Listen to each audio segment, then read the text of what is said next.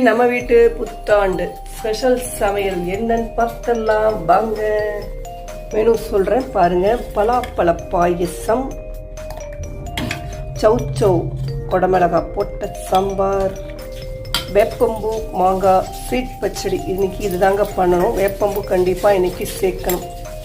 அப்புறம் தயிர் பச்சடி, இந்த வடையை போட்டு அப்படியே தயிர் பச்சடி பண்ணியாச்சு. பருப்பு பசஞ்சு சாப்பிட்றதுக்கு மாங்காய் ஊறுகாய், கார சாரமான மாங்காய் ஊறுகாய், மோர், போலி, வடை,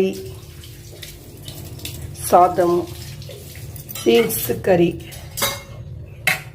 அப்புறம் பருப்பு ரசம், புடலங்காய் கூட்டு. இதாங்க இன்றைக்கு தமிழ் புத்தாண்டு நம்ம வீட்டு ஸ்பெஷல் சமையல். பிடிச்சிருந்தா லைக் பண்ணிக்கோங்க, ஷேர் பண்ணிக்கோங்க, மறக்காமல் சப்போர்ட் பண்ணுங்கள். சாப்பாடெல்லாம் ரெடியாக இருக்குது, வாங்க எல்லாரும் சாப்பிடலாம்.